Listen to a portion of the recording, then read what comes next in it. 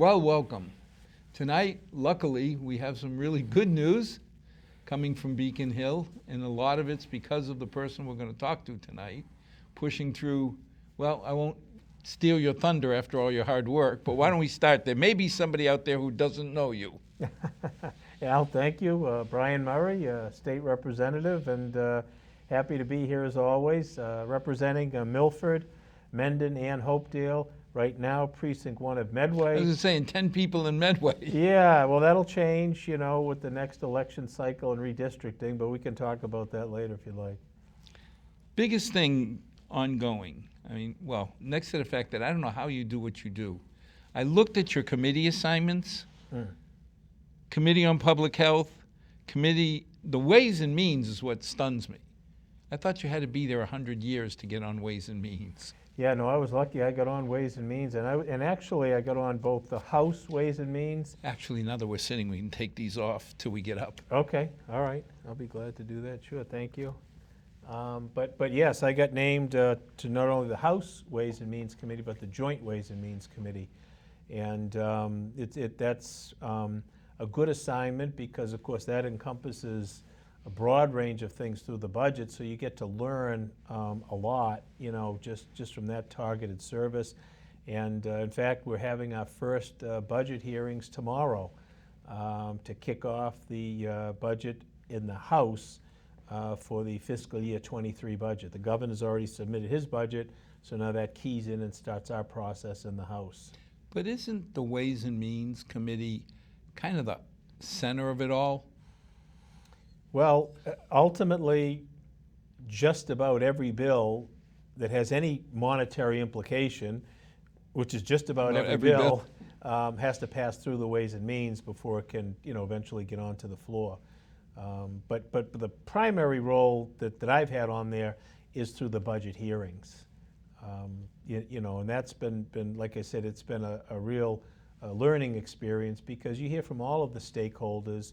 You hear from, all the administrative offices, the state departments, and then you hear from the interest groups that deal with everything from, whatever you can, municipalities, developmentally disabled persons, homeless, right across the state gambit, the healthcare industry. Anything that you can think of, they present testimony, and that's usually what the House uses to kind of build on the budget that the governor's given us. Once we hear from the different parties and interests, the stakeholders, then you can measure up to see, well, the administration's okay here, but, we might want to, adjust it there. But again, all you have to say is we can't afford it.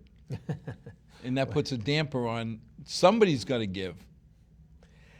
Yeah, I think that argument only goes so far because, obviously there are needs and there are, very, very qualified and determined advocates, for those needs. So, all through my years, the folks that I've worked, my colleagues, really do everything that we can to try to address the needs in a sensible, comprehensive fashion. But that's the profound statement in a sensible. There is a limit. You got to figure out how to balance everything. Oh, absolutely, absolutely. And like I said, the public hearings where you get that public input and you hear from the folks that are really on the front lines doing things, that really kind of sharpens your focus and I think is very, very helpful in determining how you allocate. But that's got to be the worst part, is you get all the people coming to you with legitimate needs, and you got to draw the line somewhere. It's very frustrating. It is, and there are a lot of nice programs that people want to start. I'm just, thinking about, just off the top of my head from some of the folks that I've met with, trying to start a pilot, food as medicine program so that you can set up these entities that would provide meals to elderly people, to folks who have disabilities, but meals targeted around trying to help whatever medical condition they have, whether it's diabetic, whatever it is. And the idea, food as medicine, that would promote a more healthy lifestyle, which would lessen the medical needs that these folks might have, which would lessen the impacts to our healthcare industry. Studies for pancreatic cancer, Alzheimer's. I mean, you know, virtually you're meeting with different interest groups almost daily, certainly weekly. And, you know, you're right. You know, so many of these areas have a lot of merit, and it is frustrating to not really be able to provide everything that they want. Well, you know, it's amazing because you think of what some of these families go through. You know, when I found out I was diabetic, my darling bride took it a lot more serious than I did.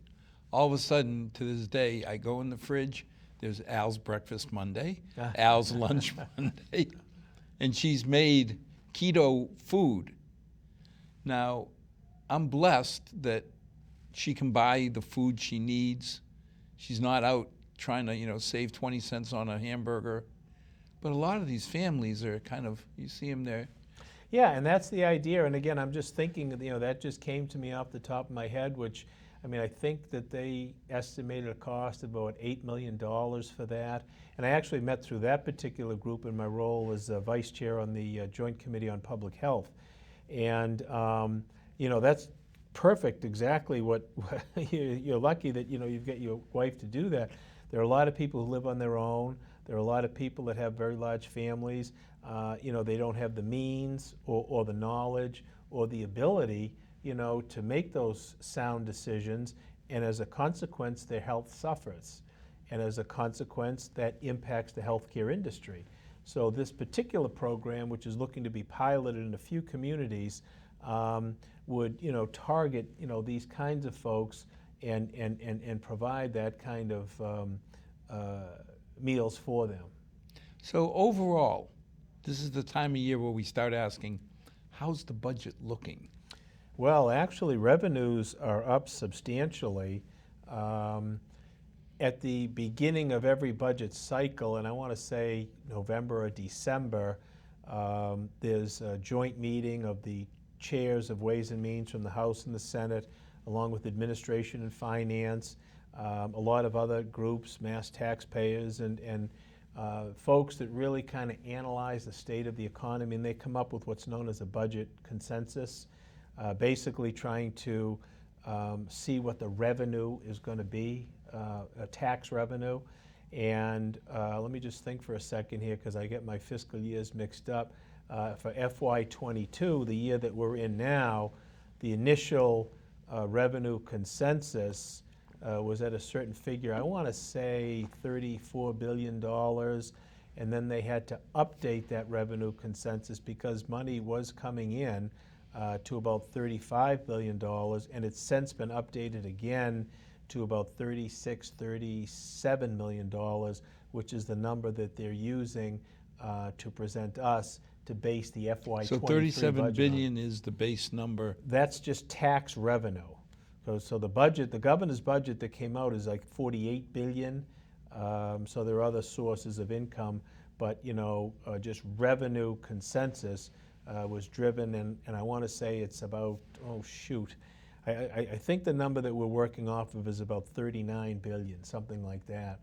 And right now, through this fiscal year, revenue is exceeding projections, I think by about $1.5 billion. So revenue has been coming in steadily, much more so in FY21, the COVID year, than anybody really thought initially when it hit. There were projections of $5, $6, $7 billion deficits. Whoa. And you know, thankfully that didn't come to pass. So the revenue is steady, it's there, and now we just have to make sure that, you know, we spend it wisely. So is Ways and Means kind of the initial gatekeeper? Well, what happens is, like we talked about, you know, so the governor will present his budget. Now we're second year of a legislative session. It's called House 2. Last year was called House 1. House 1. Yes. So, and then that, you know, he presents that budget, and then that kicks off the process for the House to start the budget hearings. Typically, they run February through March, and then we will do our work on the budget.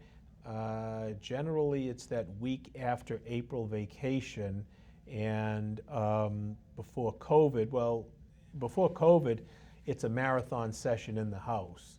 I mean, those are the days when you're there at 9, 10 in the morning, and you could be there 1, 2, 3 in the morning, something like that, usually for that full week. With COVID, we've had that same sort of schedule, but we've done it from home. So instead of having to drive from the State House at 2, 3 in the morning, which I really shouldn't be doing, but you have done, I get to go upstairs and go to bed, which is nice. But they're marathon sessions as you go through the budget.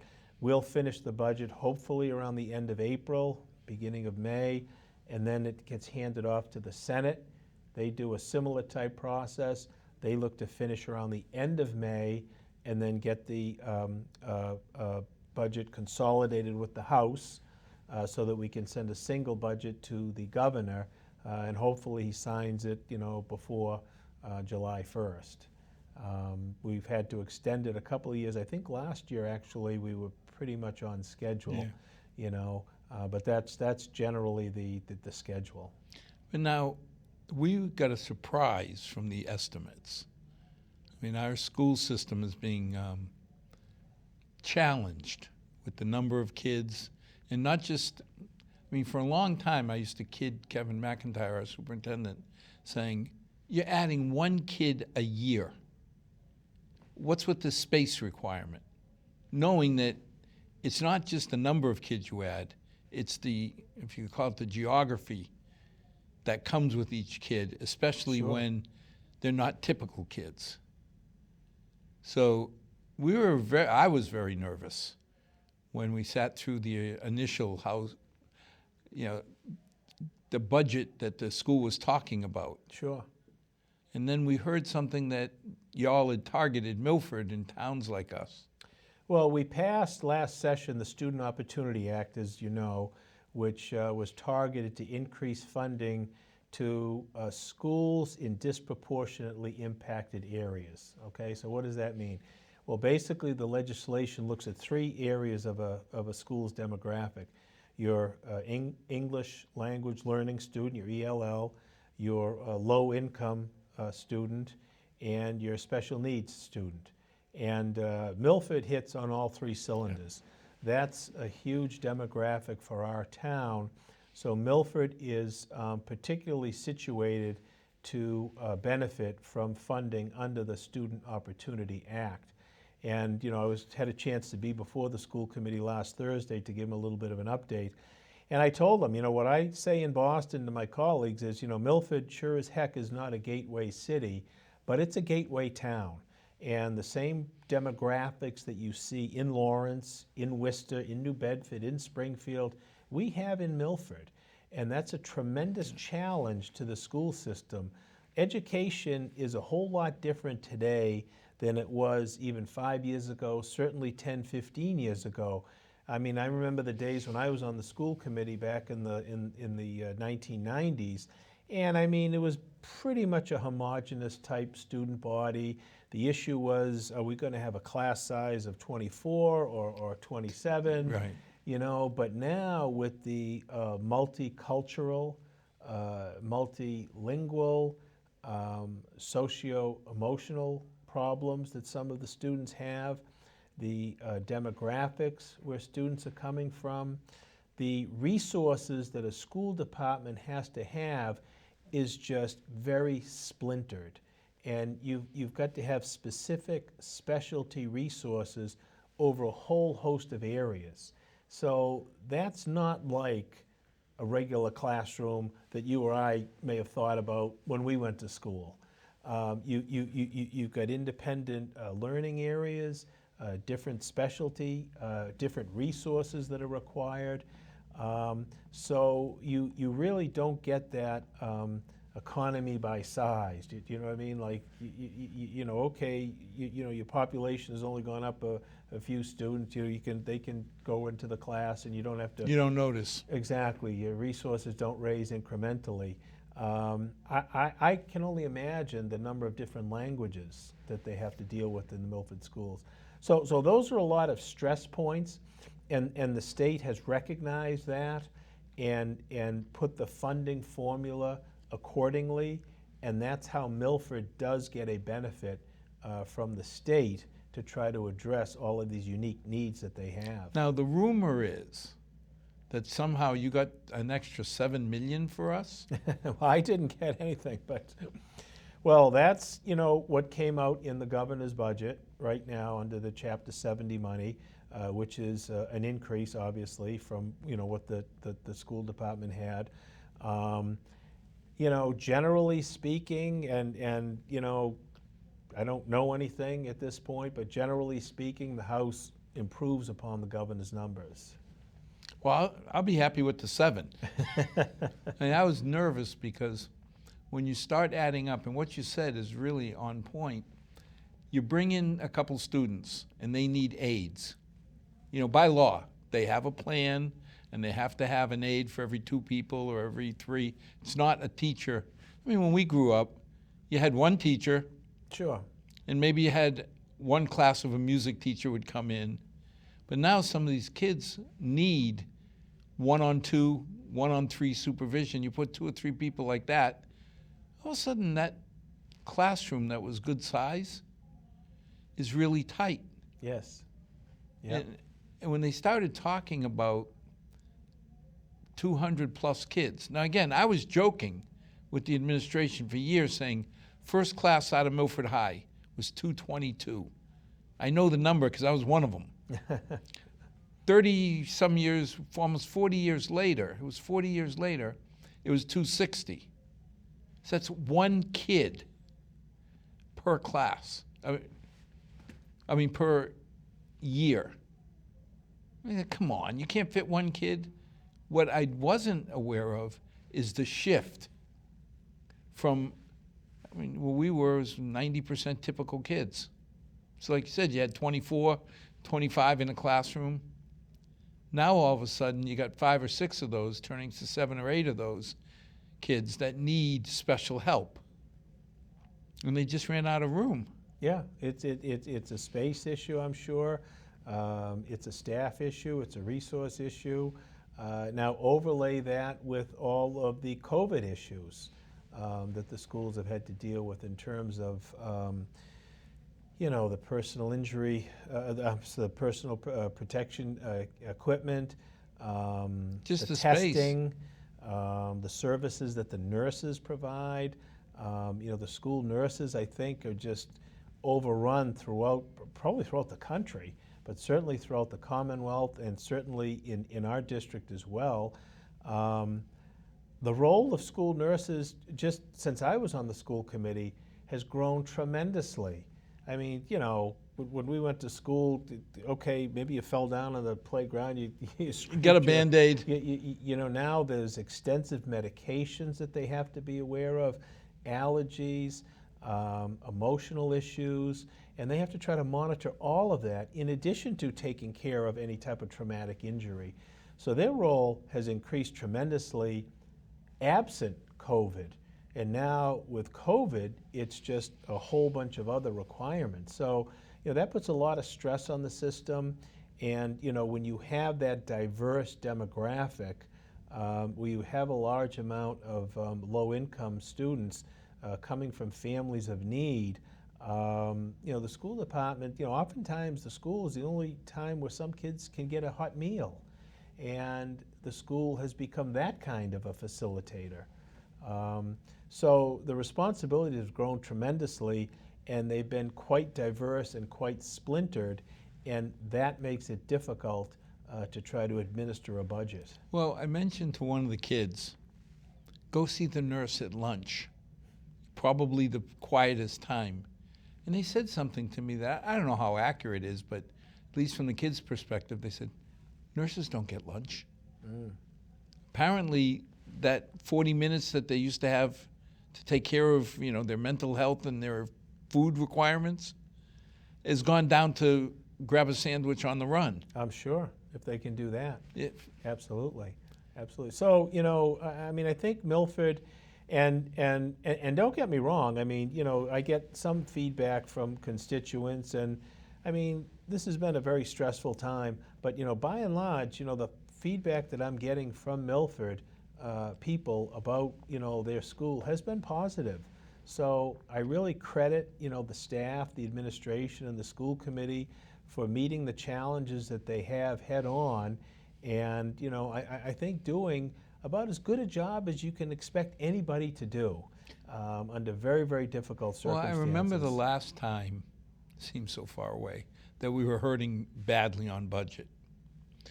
I was reading in the paper that some of the towns around us, the school staff had offered to defer their raises, which always stuns me, because if I can't pay my mortgage today, what makes me think I'm going to pay my mortgage plus an increase at the end of the year?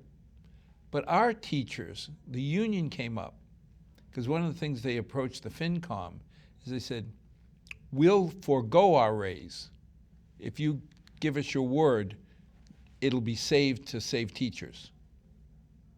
Now, I mean, obviously the FinCom, most influential, powerless people in the House, we couldn't say, we'll give you our word. Most we could say is, we'll give you our word, we'll fight for it. And we did, and we got lucky. Town meeting backed us. Sure. But the fact that, I don't know of many papers that I'm reading that the union is volunteering to give up benefits. Yeah, and I mean, I think that just kind of goes towards the community that you and I know, and that's not happening everywhere, unfortunately. But it's the type of feeling that we're all in this together, and if we work together, we can get through it. And Milford has always been, I think, special that way.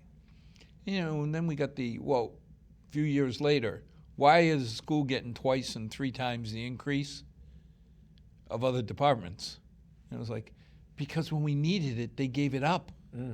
All we're doing is paying back. That they're getting 4 or 5%, and everybody else is getting 2 or 3.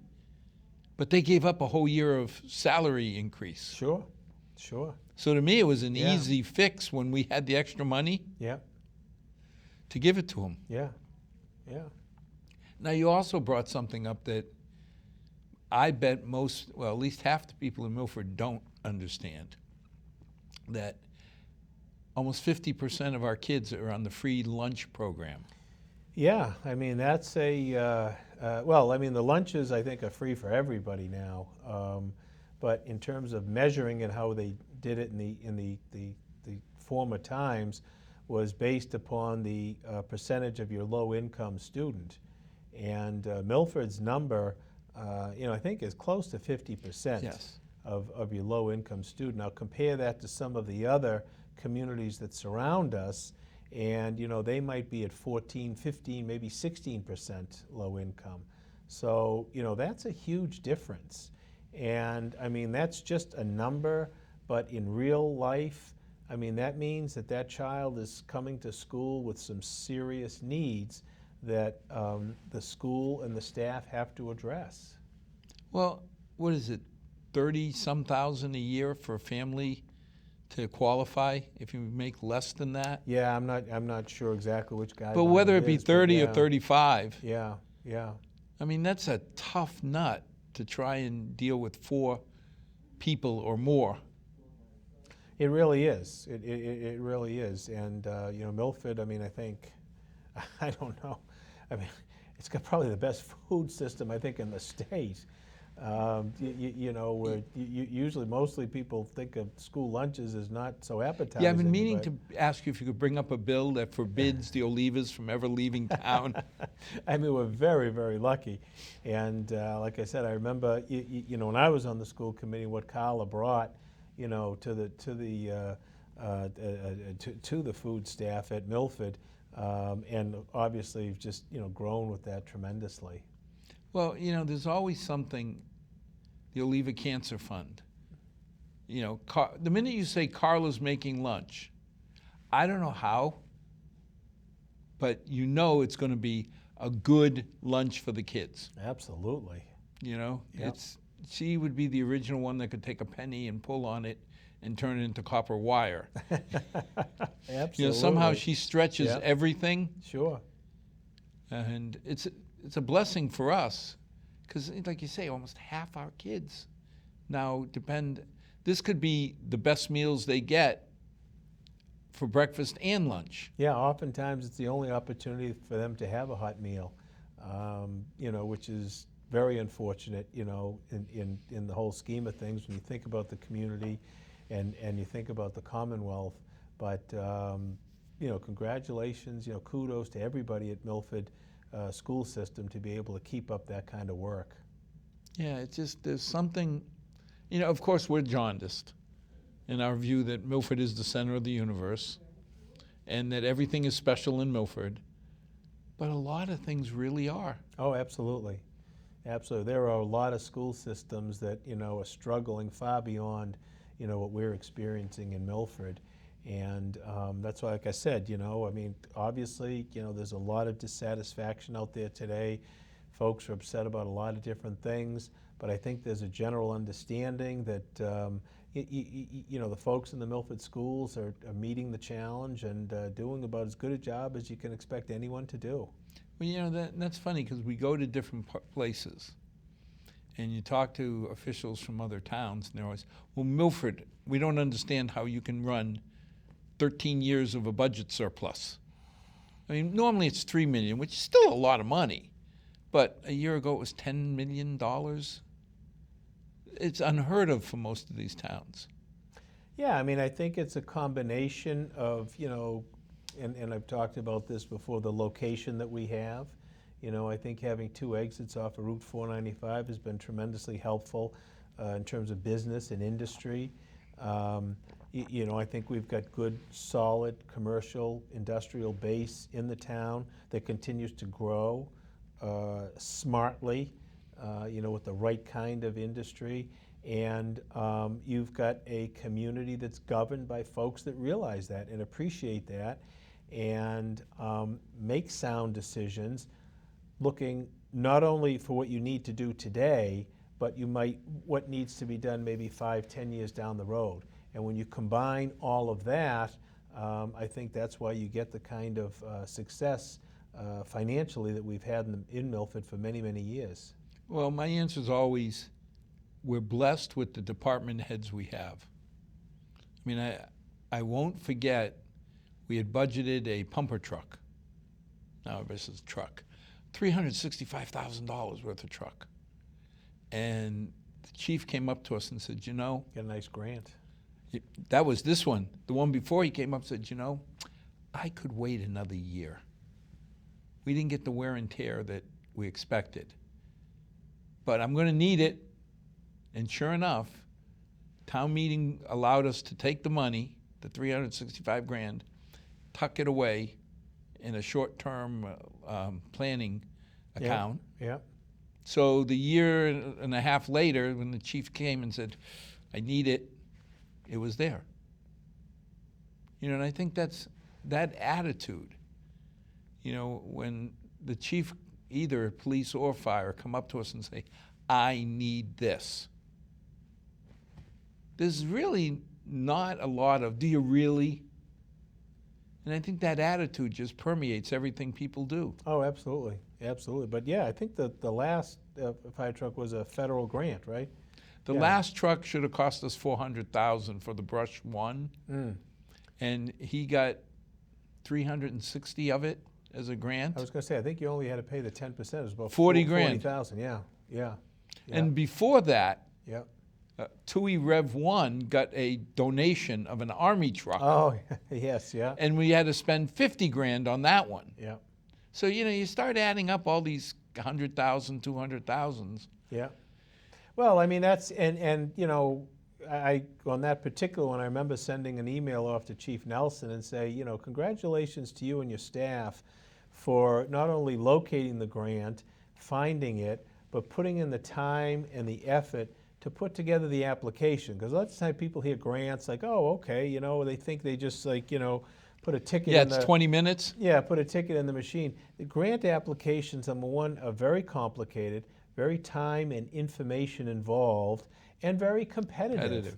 You know, so it's not a slam dunk, and whenever you can get a grant of that size, that's a great tribute to your staff people who have done that work, which the entire community benefits from. Now, you're on a committee, healthcare financing. Yes. Sounds like a big hole that you pour money into, but It's a very complicated committee, and it's a committee that's almost been star-crossed. Let me just think for a second, because you know my first term on it, the House chair passed away, and you know the vice chair you know took it over a little bit, but that really disrupted a lot of work that the committee wanted to do. Last term, what happened last term? Last term, the chair left. Left for got a job in the private sector, and again, a different vice chair at that time, you know, tried to get things, you know, taken care of. This term, we have had stability, but you know, my first 2 terms, that made it very, very difficult to try to get anything, I think, of substance done. And I'm hoping that this term we can come up with some real key measures to try to rein in some of the costs of healthcare, because that's what it's all designed to do, to really try to rein in some of the rising costs of healthcare, whether it's on the insurance end, the provider end, whatever. But it's been a challenging committee to try to get something done. well, with that history, please, if they ask you to be chairman, say no. Yeah. Tell Right, yeah. them I you'll know. do anything else, but don't be chair. Right, yeah, you know, so. But now, as a state, what can you do to try and rein in some of the costs? Well, the Senate actually is going to look to address a bill, which is, you know, one of the bills that came out of our committee and is being promoted by the Senate chair of healthcare financing, Cindy Friedman. And you know, as I understand that particular bill, it's going to be a limit on drug prices, put a cap on things like insulin, and I think as I'm trying to remember this now, sort of assessment. If prices get to a certain point, the drug manufacturer is going to be required to pay an assessment into a trust fund, which I think can be used to try to reduce drug prices all around. But see, something like insulin, it's been around forever. It's not like you're doing a lot of R&D, but I've seen the price of my insulin be $100 a month, then $200, $300, $400 a month, then back down to $200. Now, you know it's not cost of goods, because it doesn't cost but 5–10% to make it. So it's not R&D, because last time I looked, the insulin is still the same insulin that's Sure. been around Yep. forever. Yep. And that was a frustrating aspect. I remember last cycle, the public hearings, there was a lot of focus on that. And I mean, you know, the suspicion is that the drug companies are just really trying to maximize profits. Now, the drug companies will come forward and say, well, you know, there's still market fluctuations. There's still, you know, research that we have to do. There's costs involved with that. So it was very, very frustrating. But yeah, insulin in particular, you know, where it hasn't really changed. In 50 years. You know, really, it has to increase like that? So it's that kind of things that the committee looks at, and I think, you know, is looking to come up with, you know, some bills to try to stabilize those costs. Because, you know, a lot of folks can't afford that. And if we get to a point where folks can't afford the medicine they need, That's when you that's start not the hearing about society. rationing insulin. Yeah, You can't ration insulin. no. You know, if you're supposed to get 60 units today, getting 30 is not healthy. You know, but getting 60 today and 0 tomorrow is probably worse. Yeah, yeah, So I have a hard time, and I'm in the biotech side of the world. sure, I understand the costs of new drugs right. to a point. You know, when you start seeing 200,000-300,000 a year on the price of a new drug, I have a hard time. But something that's been around, I mean, there was a company going around buying up old product and tripling and quadrupling the prices. Yeah. I mean, to me, that's just not right. No, so that's the kind of stuff that needs to stop, and you know, that's the kind of legislation that hopefully we can, you know, get out of this committee and get passed before the governor in this session. So pharmaceuticals are a target. What else can you do? Well, I mean, there's also the healthcare delivery system. So it looks, you know, it works with CHIA, the Center for Health Information Analysis, you know, which constantly is reviewing the cost of healthcare and how it's delivered, and comes up with a certain baseline as to, you know, what that increase ought to be. I think it was around 3%, something like that. And it's gotten exceeded, obviously. So, you know, you can look to try to put in measures to curtail some of those costs, limit, you know, what charges can be made, bring the insurers to the table, and you know, force them to create maybe better benefits. But it's a very complicated world, because, you know, you've got the patient, you've got and then you've got the medical provider, you've got vendors, and then of course you have the insurer. So all have different and competing needs or desires or you know, wants, I suppose. So to try to reconcile all of that in a consensus building bill that's going to help drive down costs is very, very difficult. Well, it looks like a whack-a-mole. It's Because, you know, you think about, okay, we got to control the healthcare cost. So we're going to limit how much we pay providers per day. Well, now you got our geriatric authority that they squeeze, they do everything they can, but to keep a quality product, it's $300 a day. Medicaid's paying $250. So if you cut that anymore, now what do you do for the geriatric authorities? You're making them go deeper and deeper into debt. Yeah, you know, the nursing home industry is really a model in crisis. I think there's a question as to how sustainable it's going to be the way it is right now long term. You see a lot of the private providers just walking away from it. I know Salmon, which was big in the nursing home business locally, they've eliminated all of that from their portfolio, and they're focusing on the assisted living and that type of stuff. You're seeing a lot more focus on the home health care delivery, trying to keep people at home and not having them to go to nursing homes as much, which is impacting the nursing homes, obviously. We have raised rates, and there's been some disagreement with the administration, which we've had in terms of just, you know, what the accurate rates are and what they ought to be. So that's been a source of frustration. But you know, the idea is to try to, yes, increase so that they can have a, you know, sustainable model, but to what point? And I think the governor's perspective is, I think there were too many nursing homes.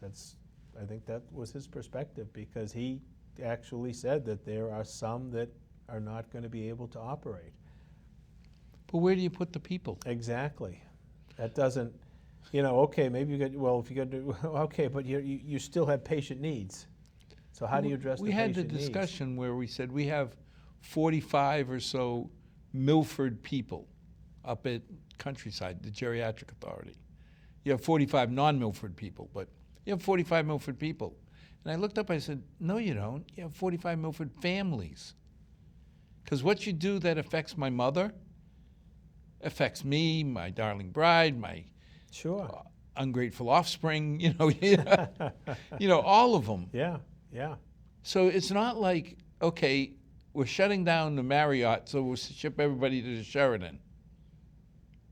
I mean, if I'm already losing money and you come to me and say, Brian, could you take 45 and you're losing 50, 60 bucks a day on each of them, could you take them over for me? I'm not going to be sitting there saying, yeah, great, I'd love to. Yeah, no, and like we had talked about before, so, the way the nursing home was able to subsidize that was through either the private pay or the private insurance. The rehab. And typically that comes into play when you have rehabilitation cases. And that, of course, got thrown all off key through COVID. And you didn't have those rehab cases. Now, hopefully they're starting to come back, and that revenue will offset. Well, those were 600 a day, which really saved Yes. your budget. But now what you're seeing is the insurance company saying, oh, we cut back on that. That's good. You're having your knee replaced, you can stay the day or stay one night. I remember when my mom had her knees replaced. Oh, so, yeah, sure. It was 2 weeks, and they had the Sure. machines that moved her knees. Yes, yes. And they were there all day making sure that she got her rehab. Yep, yep. I'm not sure. Well, I am sure. You stick her at home where the nurse comes once a day, most of the people are going to do their rehab once a day, not every 5 hours or 6 hours. Right, on something like that where you really need the aggressive rehab, I don't think that there's any type of alternative other than being in a facility like that. So I think you're going to see that continue to grow, and there are more subsidies. That there have been greater increases, for nursing homes to draw upon, but the model has to change too, with, like you say, the reimbursements from the health insurers, because they can't be cutting back when costs are increasing.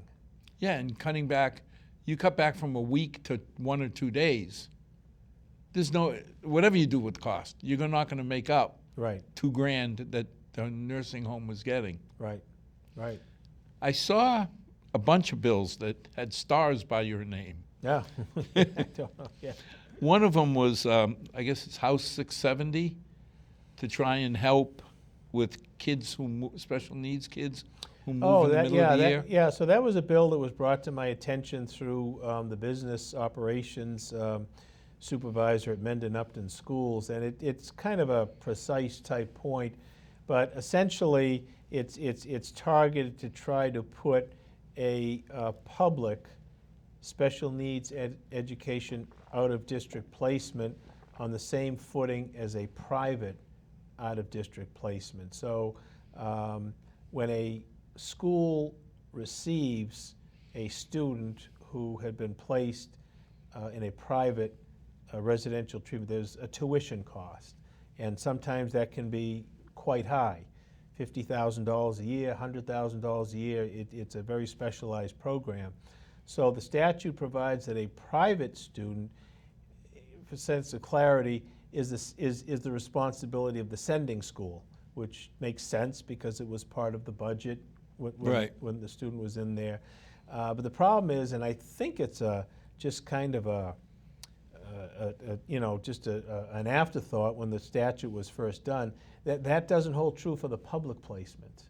So if a public school out-of-district placement comes in to a school system, that automatically becomes the responsibility in that budget year for the school system, which could really throw out of whack. Well, we had a one budget. in Milford where we had to transfer in on April 2nd, and that student, the cost was $225,000, and everybody said, "Wow, one day."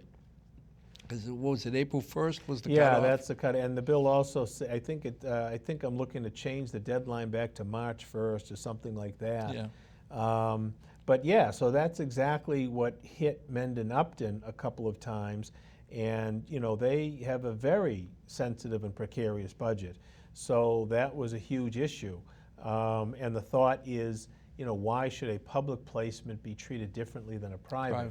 And I think it was just an oversight, maybe, or maybe there weren't that many public placements back when the statute was first drawn. So that's looking what that's what that bill is looking to do, to equalize it so that public and private will be placed on the same footing. So if a new student comes into the system, you'll know that the sending school that had already incorporated that cost in their budget would be responsible for that same fiscal year. I mean, that makes sense because, Well, it does, but it's a difficult, I've done it now the last two sessions, or no, last session I believe was the first time, and it's difficult to get that conveyed and kind of, break out of the noise and, get it out of the education committee. oh, it hurts. You think about it, even a town like Milford, who's doing okay, you hit me with a $250,000 surprise in the middle of the year or two. Sure. I mean, you can't say anything. Kids come in, they bleed red, they're Milford kids. We'll take care of them. Because I've never seen our town meeting not take care of our kids. Oh, sure, yeah. But it's not to say it's not painful. Yeah. Now, I can imagine some of the smaller towns or some of the split towns like Mendon, Upton. I'm not picking on them, but Yeah, where they have to get Absolutely. 2 towns worth. yeah. And again, it's just a question of equity. I mean, if the private placement is treated a certain way, why isn't the public treated the same way? And that's what that bill looks to do. Now, homestead estates, Yeah. I don't know. 1860, House 1816. I'm confused. I don't know if you want to get into that in the weeds on that one. There's a number of bills that I filed on behalf of the Real Estate Bar Association that deals with some kind of particular little glitches in some of the statutes that governs homesteads, that governs joint tenancies, that deals with the Notary Act. And they're all kind of things that kind of pop up, when you're dealing with these particular things. And these bills basically look to try to smooth the edges and So you're not proposing major changes? not really major changes, really just trying to straighten out some errors and, well, I shouldn't say errors, really try to straighten out some confusion and bring a sense of clarity to some of these real estate issues. Is that like House 1301, when you say the life estates? Well, the life estate bill, that's a little different in the sense that deals with how Mass Health looks at a life estate for a recipient of Mass Health benefits in long-term care nursing. So what Mass Health has done, which to me makes no sense at all, let's say you have a parent that's in a nursing home and there was a life estate for your parent's home. And that means that the parent, say conveyed the house to you, okay, but reserved a life estate for the parent so the parent could live there for the duration of his or her life. And then upon that parent passing, you would automatically become, the full owner of the property. If there's a need that you have to sell that property while the parent is receiving Mass Health benefits, or within 5 years of applying for Mass Health benefits, for many years, Mass Health adhered to the IRS tables on how you allocate the proceeds. So keeping it simple, say the house sold for $10, the IRS code says, well, mom was 90 years old, she gets she gets $1, and $9 goes to the remainder owner. It'd be say 10% for the life tenant at a certain age. And for years, that was how it was allocated with Mass Health. So the Mass Health recipient would be disqualified to the extent of funds that they received until those funds were paid out under the asset limit, and then the recipient could get Mass Health again. So that was certainty. People knew how to deal with it. For some reason, a year or so ago, Mass Health said, well, wait a minute, even though the IRS says it's a 10% allocation, we're now going to look at the Social Security tables, and the Social Security tables say it's a 50% allocation. So that puts families in very difficult positions because now they even though they're adhering with the tax laws, they're going to be precluded from keeping mom or dad on Mass Health because Mass Health has arbitrarily said, IRS is wrong, we want to do Social Security. It puts families in horrible positions, and it's been very, very difficult and very confusing. So my bill says, hey, Mass Health, no, you're going to adhere to what the IRS says. It's in accordance with tax law, it provides certainty, and it provides benefits to families who want to try to preserve their real estate with mom and dad in the nursing home. So it's kind of a confusing bill, but it's a very important one, and it's right now before Healthcare Finance, and I've been talking to the chair on it, and he understands the importance of it, so I'm hopeful that we're going to get reported favorable on that. Now, there's one that I saw you're involved with for Mendon, House 3901. Yeah, that's a home rule petition, and Mendon has put forth a home rule looking to have a senior citizen tax exemption. I believe it's based, I think it's means-based, and I'm trying to remember now whether or not there was a time limit. If seniors had their homes for X amount of years, they would basically, have their tax bill, reduced or frozen. So it's a way for folks in Mendon to, and this happens in a lot of communities where folks who have lived the entire life in their homes, in the community, get priced out of their homes because of taxes. The taxes are just increasing so much, but the folks are on fixed incomes, and they really can't keep up with their tax bills. And the state exemptions are limited to a certain degree. So this gives Mendon another tool to try to help some of their longtime residents, senior citizens, to stay in their homes. But that's means-based. Yeah, it's been a couple of months since I've looked at it. I'm pretty sure that it is. So it would depend upon, I'm pretty sure, I'd have to look at the bill again, because this went through their town meeting, and it was passed unanimously, and then I filed it on behalf of Mendon, and I think I just got a favorable recommendation out of the Joint Committee on Revenue of it. So I'm going to have to take another look at that again and move it on. But that's the concept. The concept is for senior citizens in Mendon, to try to hold on to their homes. And that, when you think about it, everything we do, when you're a selectman, I want to do good things for the new people, the young people coming in, but don't forget the people who built Milford. Absolutely. When you sit there and say, I'm amazed how some of them don't have families and are living on $1,500 a month. Mm. So when people say, well, the taxes just have to go up, it's like, yeah, but you got to be careful. Absolutely. It's a huge issue, and it's a growing issue. Milford, I think, is in a little bit better position than most with the dual tax rate and the amount of commercial and industrial base that we have. Towns like Mendon don't have that, and that's where they really have to try to do what they can to protect their seniors. So I give them a lot of credit for coming up with this very innovative type draft, and I'm obviously glad to do everything I can to get it pushed through. I haven't found the statue to the man or woman who came up with the dual tax idea, but we should have a statue there, because without that, our average house wouldn't be $5,500. Yeah, and it can be dangerous. It can be discouraging for industry, but, and at least the years that I was on the select board, and it didn't get tweaked tremendously, but, as real estate fluctuated, there were years where residential increases were higher than commercial and vice versa, and we did tweak it percentage-wise to take into account that kind of a change.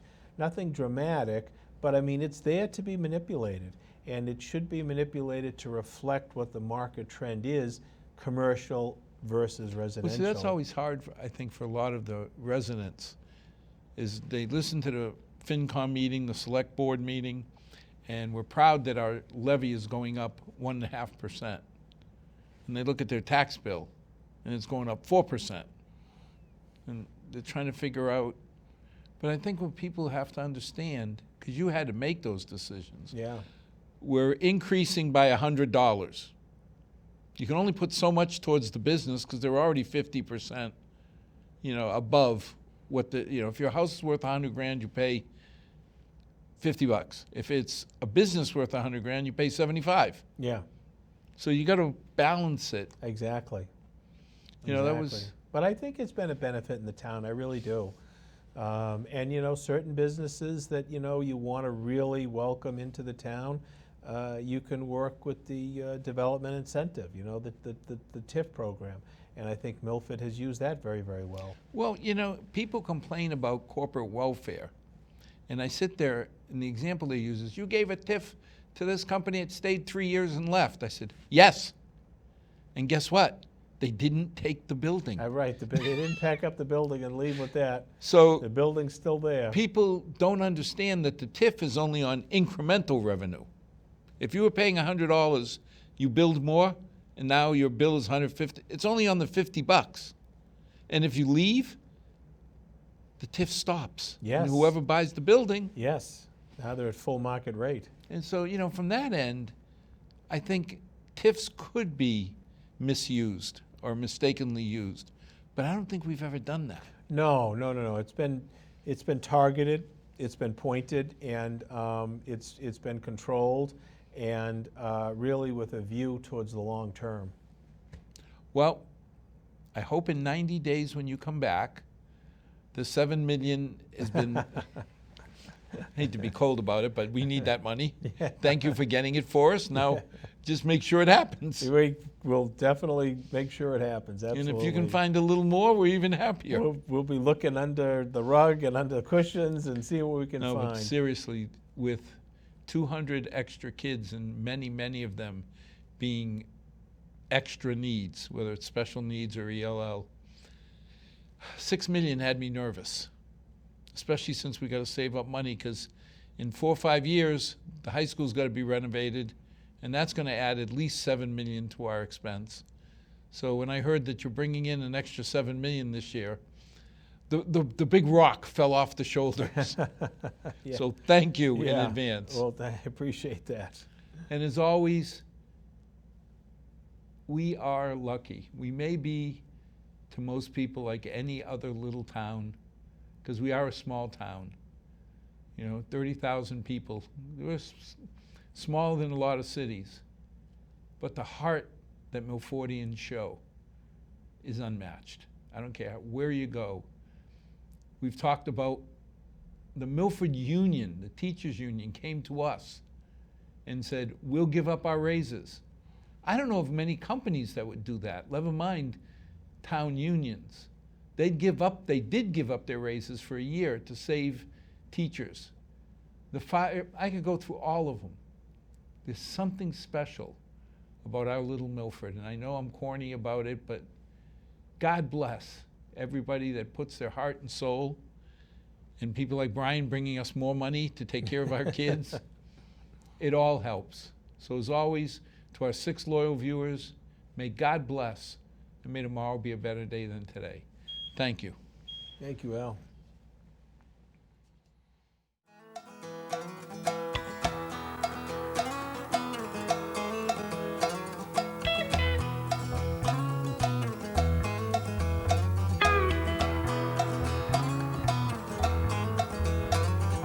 Not too long since I've been home. Been running all my life just searching for my soul.